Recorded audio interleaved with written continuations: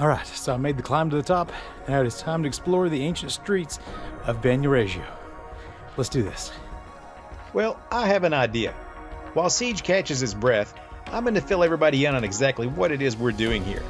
From a distance, you may recognize this scenic place from social media, the occasional calendar, and maybe even a movie. But today we are going to take a closer look as we spend this relaxing evening wandering these intriguing old town streets to learn a bit of their history and take in some really majestic views along the way. So I hope you're ready for this one, because we are going to explore Civita di Bagnoregio.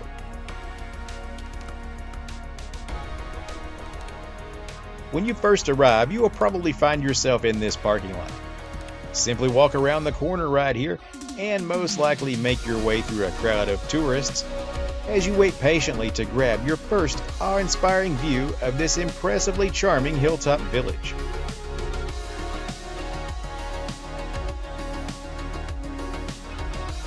Here you can get a souvenir, like one of these fridge magnets, that I'm sure many of you also have enormous collections of too, right? And yeah, you may notice they seem to be quite fond of wine around here. Now it is time for us to simply follow those other tourists, because they totally seem to know where they're going. And I will warn you, we do have to go down for a bit before going back upward, so I hope you're in good shape, because there is a decent amount of walking involved to get us where we're going. And yeah, being equipped with the right shoes is an absolute must for this one. Now I'm sure you've already noticed there are no cars or buses going in and out of here, and you're about to see exactly why that is.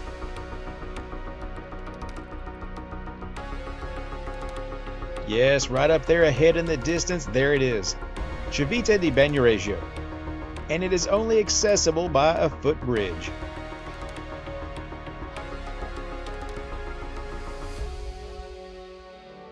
You will often hear this place referred to as the dying city of Italy.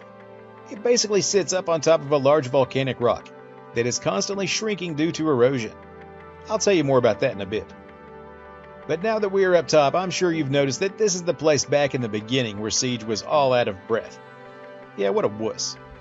Anyway, directly up ahead is the 12th century Romanesque archway, which acts as the town's entrance, known as Porta Santa Maria. While that may seem old, the history of this place goes back much further than that. This hilltop settlement was actually founded by the Etruscans around 2,500 years ago. It was later taken by the Romans in the 3rd century BC, and eventually it would become part of the Papal States until the Kingdom of Italy was founded.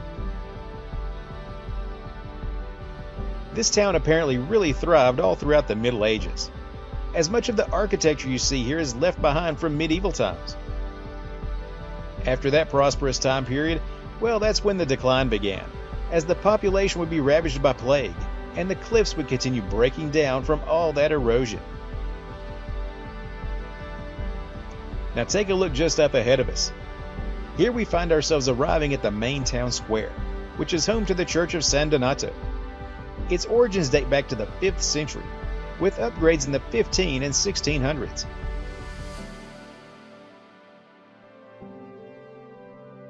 Right next to that historic church is a museum that can treat you to a much deeper dive into the history of the area. They say that there are actually caves beneath the surface here, carved out by those Etruscans, and I'm told that you can even take tours of those. Now, unfortunately, it's way too late in the day for anything like that, but there is a plus side to us being here this late. As you can see, we have the place almost completely to ourselves.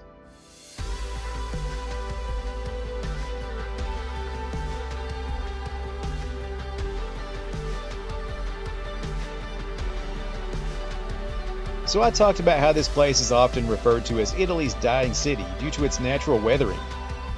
Well, there is actually more to it than that. In 1695, an earthquake caused many to have to relocate down the hill to the new town of Bagnoregio.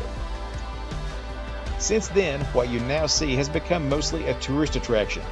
It is almost completely deserted, like a ghost town, with only around a dozen people residing here full time. And you know what? At the moment, I don't even see many of those other tourists around.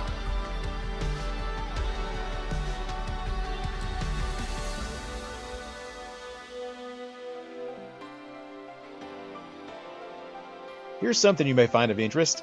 This is Geppetto's workshop. Yep, you know the guy that made that famous wooden boy?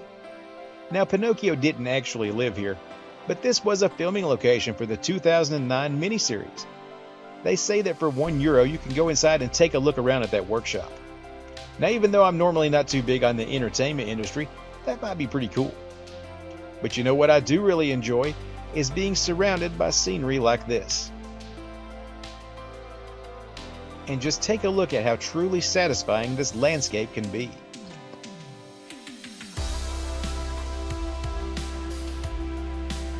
As pleasant as all this is, I've got to admit I would really like to explore this town with a much earlier start and take a look at some of those more exclusive areas.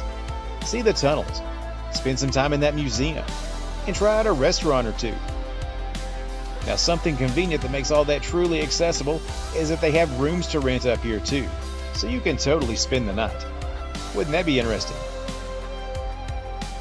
So Civita di Bagnoregio is definitely going on the list of towns to one day revisit. Over the years, I've taken you to some pretty picturesque locations all around the world, but this one right here, it is extra special, because views like this are hard to beat.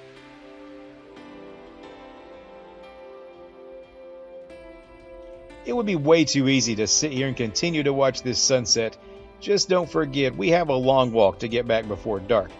But you know what? All that walking, it is totally worth it. Cool? Well, I'm not sure that's exactly the word I would use here. I think I would have to say breathtaking is more like it.